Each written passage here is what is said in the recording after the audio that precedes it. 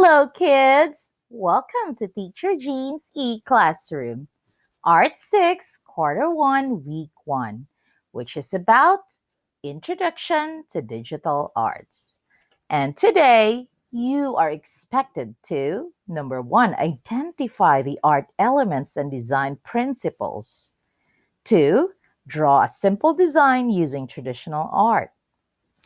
And lastly, apply the art elements and principles with new technology in digital art. Now let's have some sort of review. Let's see how much you have learned and mastered arts when you were still in the lower grades. Let's have a review on the elements of arts. Ready? If you are, then let's start. Number 1. It is a mark made by a pointed tool such as brush, pen, or a stick. It is a moving point. 2. A flat closed area that has two dimensions, length and width. Artists use both organic and geometric kinds of this. Third element is one of the most dominant element. It is created by light. Number 4. The degrees of lightness or darkness of tones or color. Number 5, objects that are three-dimensional having length, width, and height. 6, this is the element which refers to the surface quality of an object. And 7, it is used to create illusion of depth. There is positive and negative kinds of this element. Are you done, kids? If you are, then let's check your work. If you have a partner there, you can exchange papers. If you have your mom or your ate or kuya, you can let them check your work. But if you're alone, well, no problem. You can just do it by yourself. Let's go. Number 1. Correct answer is line. Number 2. Shape. Number 3, color. Number 4, value. Number 5, form. Number 6, texture. And number 7 is space. Wow! So, how did you do in the review part? Did you get perfect? Well, if you did not, then don't you worry because we will be learning some more today. We will be having some more discussions on this. There are 7 elements in art. You have the shape, the line, the space, the form, the color, texture, and value. So, what do you mean by line? What is this element in art which is called line? Line is a mark made by a pointed tool such as a brush, pen, stick, or a moving point. You know, there are so many different kinds of lines. You have straight lines, you have broken lines, you have curved lines, you have zigzag lines, a lot of them. And they have different thickness too. Next is the shape. Shape is a flat enclosed area that has two dimensions, length and width. Artists use both geometric and organic shapes. So, are you familiar with shape? Do you know the different shapes? Can you give examples? Next is color. Color is one of the most dominant elements. It is created by light. And there are 3 properties of color. You have hue, which is the name of the color. You have value, the shades, and the tints. And of course, the intensity of color. This refers to the brightness. I'm sure you're very familiar of the 12 basic colors in the color wheel. You have the primary colors there, you have the secondary colors, and you have the tertiary colors. So if you don't remember, you can please try to, scan your internet or maybe try to to scan your books there and try to review on the different colors in the color wheel. Next is value. Value refers to the degrees of lightness or darkness. The difference between value is called value contrast. Next is form. Form refers to objects that are three-dimensional, having length, width, and height. They can be viewed from many sides. Forms take up space and volume, like a cylinder. Uh-huh. Next, texture. Texture describes the feel of an actual surface. The surface quality of an object can be real or implied.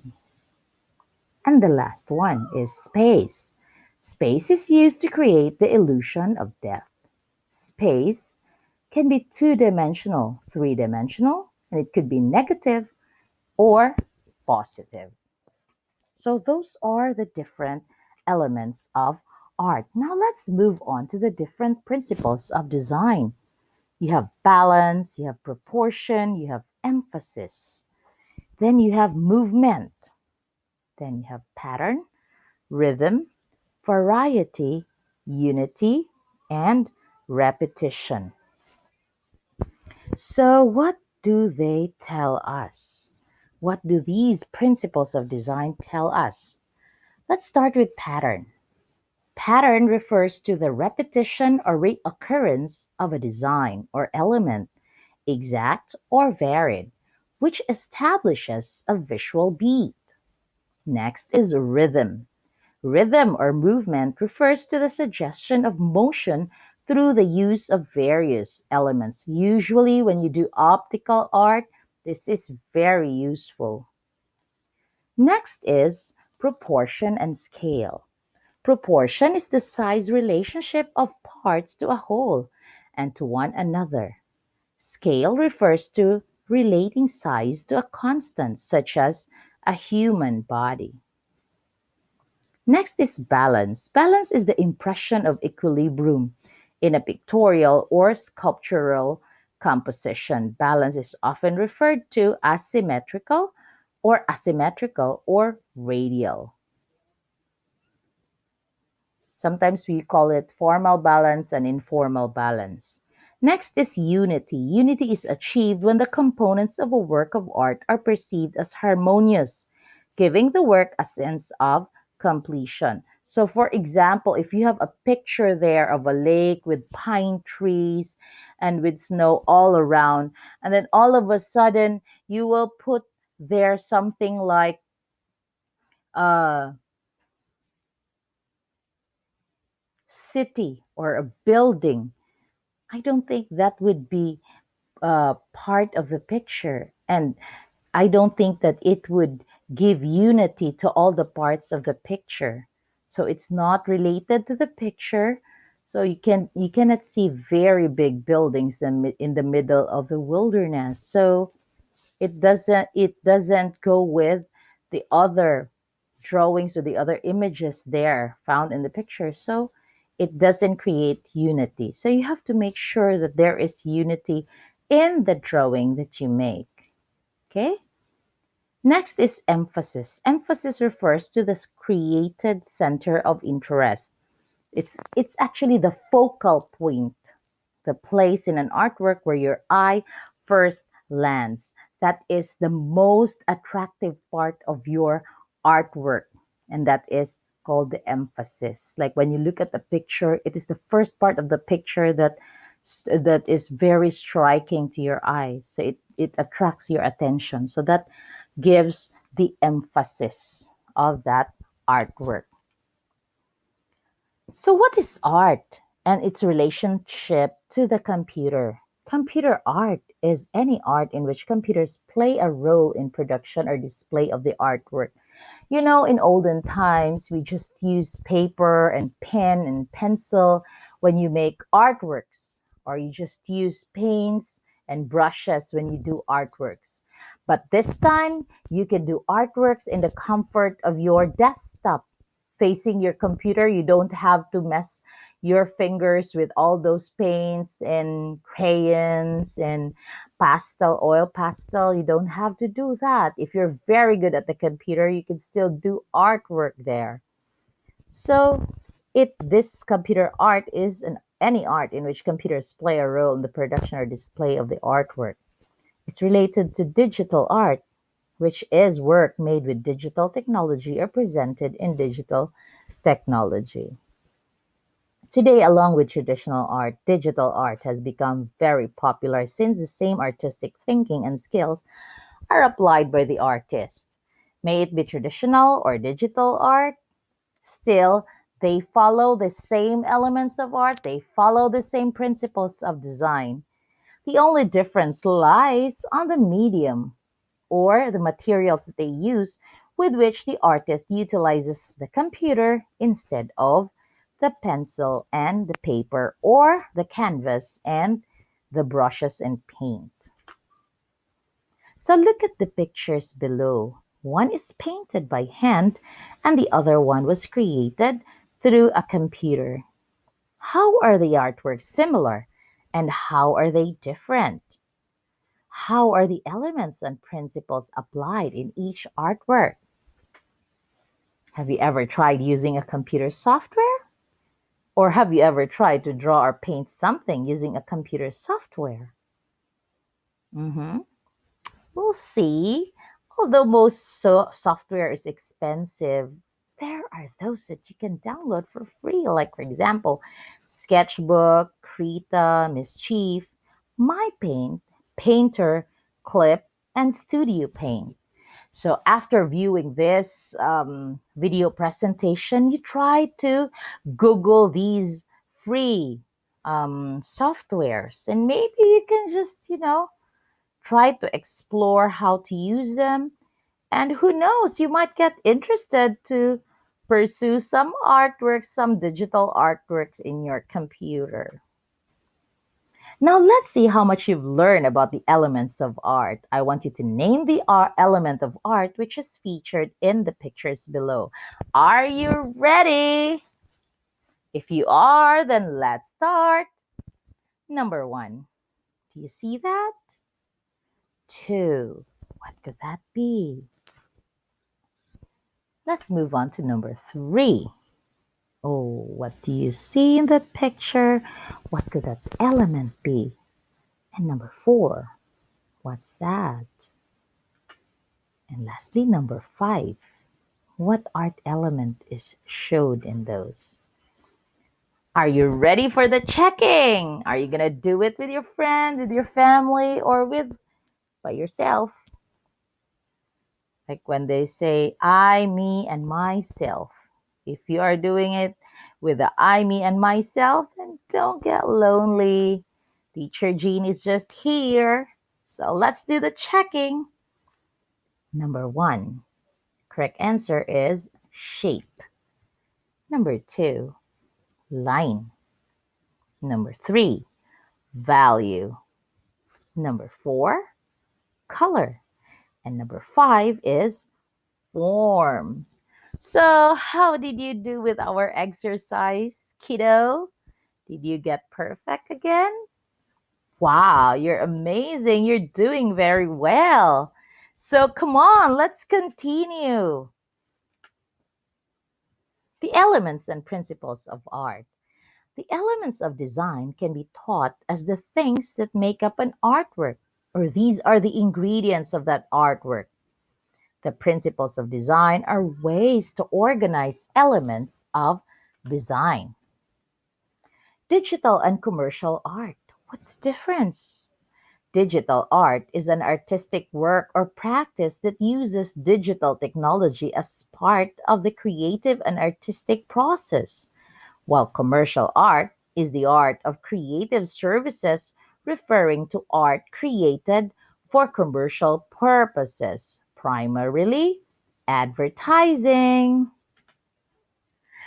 Now let's try. Let's have this evaluation to see how much have you learned in this session that we have. So, are you ready? Okay. So if you're ready, let's start with number one.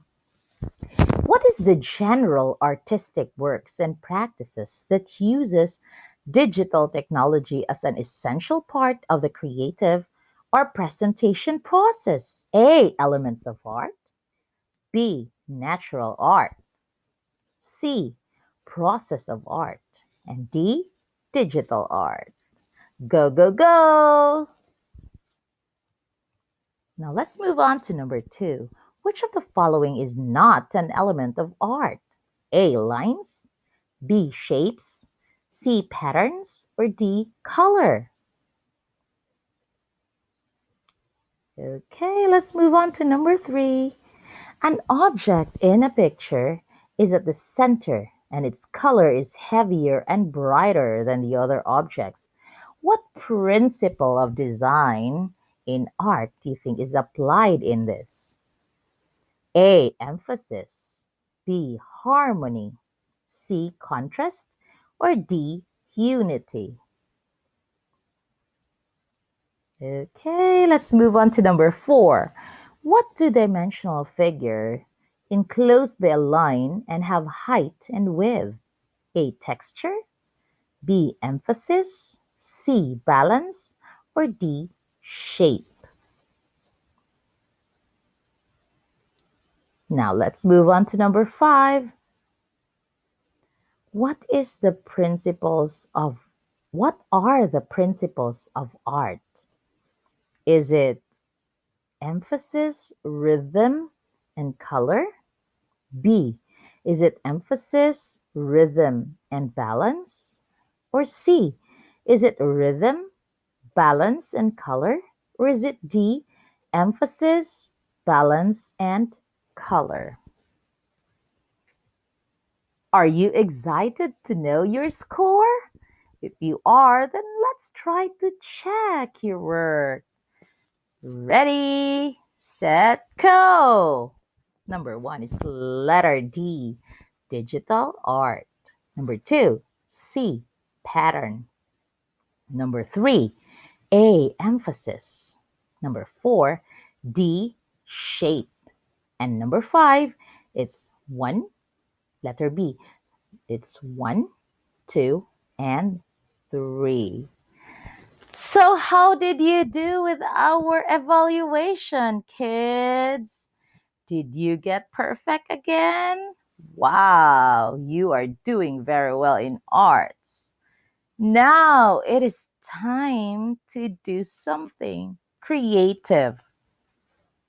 At the end of this video, I want you to do something. You're going to do a dot drawing. It's a hand drawing using traditional art. So number one, procedure. Number one, create design using dots. Two, using two colors per design. Just keep it simple. Three, the dots must be round and solid colored. Four, the dots should vary in design and sizes. And number five, take a photo of your work and submit it to our Google Classroom. Here's a sample. Not just a sample, but actually two samples. Okay? So those are samples of what you're supposed to do. It just shows black and white colors, but you can use two colors which are other than black and white. So you can use other colors. Just make sure you only use two colors. So please follow instructions. The second part of our output today is doing something which is digital art. What are the materials that you need? Using MS Word, Paint, or any digital media, draw different shapes. Fill in the shapes with different colors. Use thick or thin lines on your designs. Label your work with different styles and sizes of font. Then take a photo of your work and submit it to our Google Classroom. But then if your computer is not available, you can do it on a short sized bond paper. You can use colored pen or colored pencil.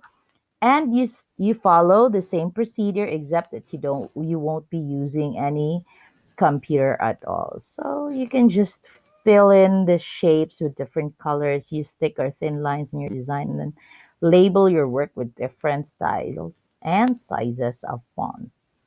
But then I do hope that next meeting, maybe you can find someone to help you do something on the computer. So maybe you can find a computer that you can work with in our digital work that we will be doing next time, because you will be creating a logo by yourself next time. This is just the introduction, but next week you will be doing something more.